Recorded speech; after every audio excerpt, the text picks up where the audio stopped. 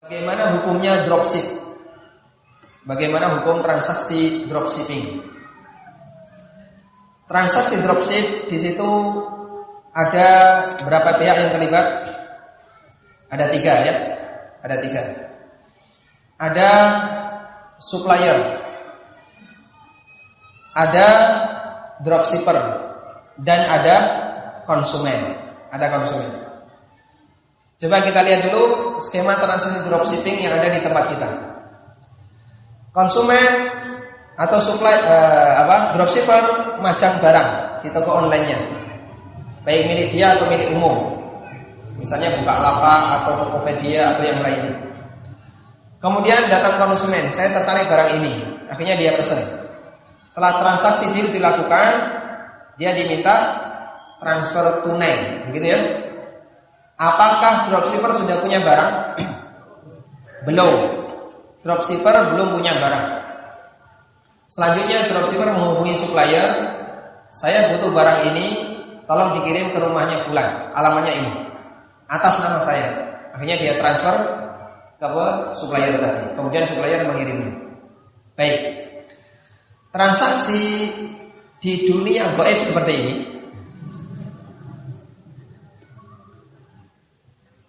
boleh atau tidak? Kita buat rincian. Jika yang pertama, jika dropshipper mendapatkan izin dari supplier, maka posisi dropshipper adalah wakil dan tidak masalah. Sehingga dropshipper yang legal mendapatkan izin dari supplier tidak dipermasalahkan oleh para ulama. Silahkan dilakukan karena Anda sama statusnya sebagaimana wakil. Baik. Yang kedua, jika dropshipper tidak mendapatkan izin dari supplier. Nah ini yang bikin bingung ya. Dari sinilah ulama khilaf. Boleh nggak transaksi seperti ini? Saya akan tarik agak lebih jauh sedikit ya. Di zaman Rasulullah SAW ada transaksi yang uangnya itu dibayar tunai di depan, tapi barangnya menyusul. Transaksi itu namanya apa? Jual beli salam. Nabi SAW mengatakan dalam hadis riwayat Muslim, "Faman aslafa falyuslif bi kailin ma'lum wa bi waznin ma'lum wa bi waqtin ma'lum."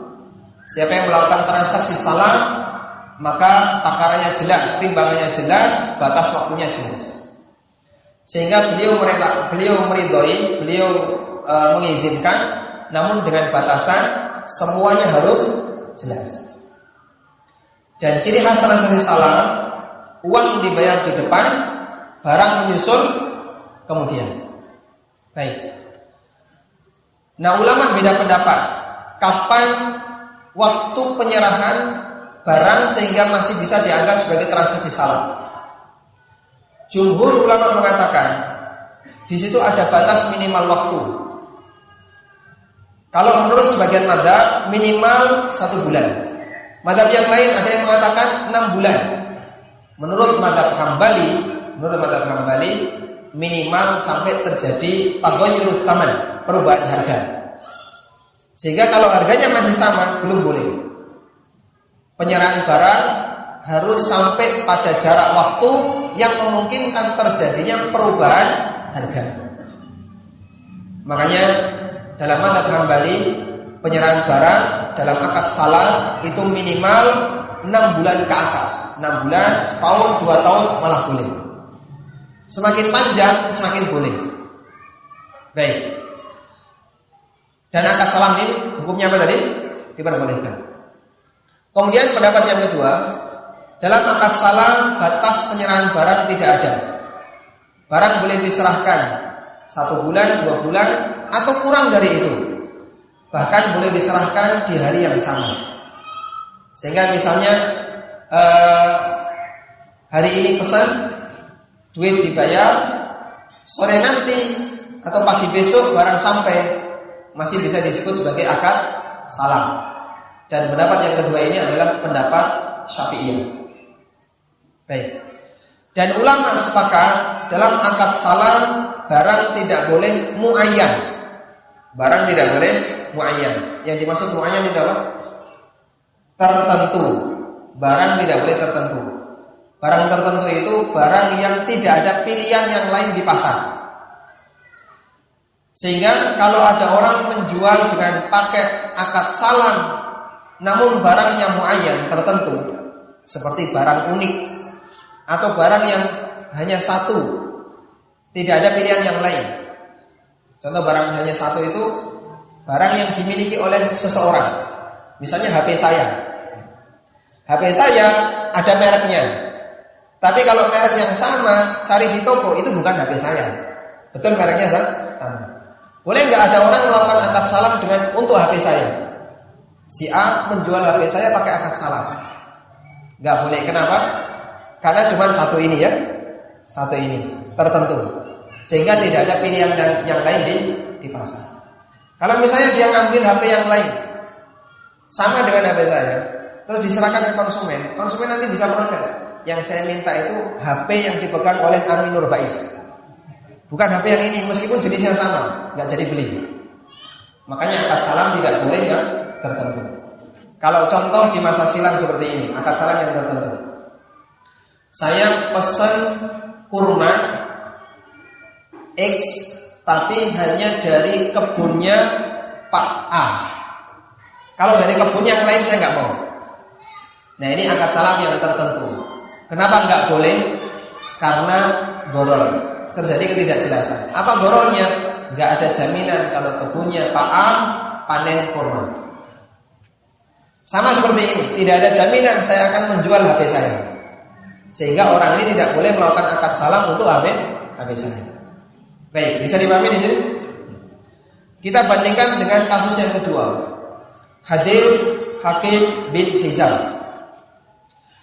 Dalam hadis Hakim bin Hizam, Hakim bercerita, setelah beliau masuk Islam, dilapor kepada Nabi SAW, "Ya Rasulullah, ada orang yang datang ke saya, yuridu minnil bai', ingin membeli sesuatu mala amlik yang belum saya miliki." Kemudian dia mengatakan, "Apa abta'uhu minas suq? Bolehkah saya belikan barang itu di pasar, lalu saya serahkan kepada orang tadi?" Kemudian Nabi SAW mengatakan, "La tabi' ma laysa indak." Jangan kamu menjual barang yang belum kamu miliki. Baik. Hadisnya sahih, riwayat Imam Ahmad dan yang lainnya.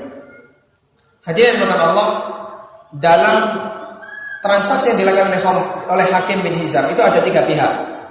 Konsumennya Hakim bin Hizam, penjual di pasar. Mereka di satu tempat, yaitu di Mekah.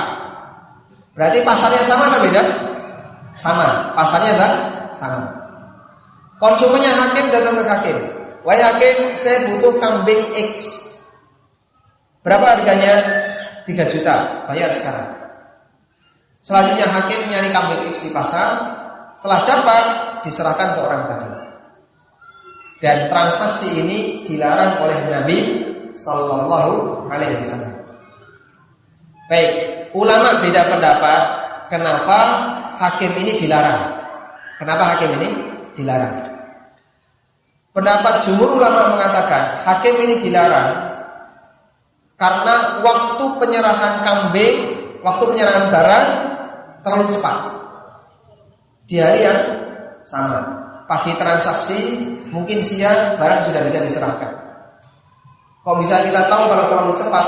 Pasarnya sama, tempatnya sama, sehingga Hakim tidak harus keluar kota untuk nyari barang kemudian diserahkan orang ini. Tapi Hakim cukup beli di pasar Mekah lalu diserahkan kepada orang ini. Dan ini yang disebut dengan salam tunai. Kalau dalam istilah Arabnya salam hal. Meminjam istilahnya Ustaz Irwandi, beliau menerjemahkan dengan salam tunai. Salam yang batas waktu penyerahannya terlalu cepat. Karena terlalu cepat, maka tidak bisa dikiaskan dengan salam di masa silam yang waktunya lama. Di situ kan ada kemiripan. Miripnya apa? Uang sama-sama dibayar di depan, barang menyusul.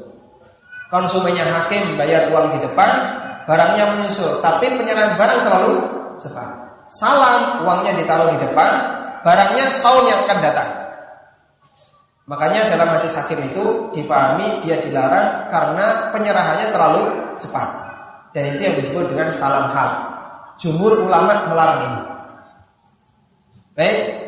Tapi menurut Syafi'iyah, salam hal boleh. Salam hal diperbolehkan. Terus kenapa kok hakim dilarang? Alasannya adalah karena hakim menjual barang muayyan. Hakim menjual barang muayyan. Sehingga menurut Syafi'iyah, konsumennya hakim ini datang ke hakim. Wahai hakim, saya minta kambing yang dimiliki oleh Pak A di pasar. Ini uangnya.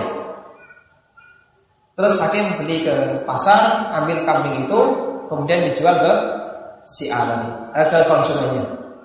Sudah? Padahal tidak ada jaminan apakah Pak A ini akan menjual kambingnya atau tidak. Karena itulah transaksi ini dilarang. Ini pendekatan menurut siapa? Syafi'iyah. Baik, kita bawa ke dropship. Cara dua berpikir tadi kita bawa ke dropship. Dalam dropship, di situ kan ada konsumen menyerahkan uang tunai, barang menyusul gitu ya, barang menyusul. Berapa hari biasanya? 3 hari, 2 hari. Kalau luar Jawa, luar Lombok ya sepekan, kan gitu ya. Baik, tidak sampai berbulan-bulan. Menurut mazhab jumhur ulama, ini nggak boleh sebagaimana hadis hakim, karena waktunya pendek. Terus gimana biar boleh? Waktunya harus diperpanjang. Caranya gimana? Nah, ketika dia mau menjual pakai sistem dropshipping, maka dia umumkan di webnya, barang akan kami kirim minimal sebulan yang akan datang, agar dropshipping kita sesuai dengan mazhab jumhur ulama. Ada yang beli nggak? Hah? Kalau ini boleh menurut jumhur. Baik. Tapi kalau menurut Syafi'iyah, praktek dropshipping seperti ini boleh, dengan syarat barangnya tidak tertentu. Dengan syarat barangnya tidak tertentu. Sehingga selama barangnya itu kelimpahannya banyak di pasar, boleh. Kalau saya menghubungi supplier A nggak mampu, nggak kosong barangnya, saya bisa cari ke supplier B, kosong supplier C atau supplier yang lain. Sehingga kalau misalnya nggak dapat di sini, saya bisa cari di tempat yang lain. Sehingga menurut mazhab Syafi'iyah ini diperbolehkan selama barangnya ada di pasaran, banyak di pasaran. Nah, para asatidzah di negara kita berbeda pendapat. Menurut pendapat Al-Ustaz Dr. Irwandi Tarmizi, beliau menganut pendapat jumhur ulama dalam masalah dropship. Maka beliau melarang, kecuali jika penyerahannya diperlama. Ini mazhab barat.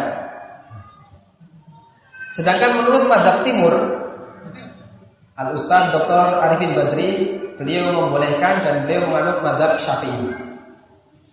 Sehingga dalam akad dropshipping, selama barangnya tidak tertentu, boleh.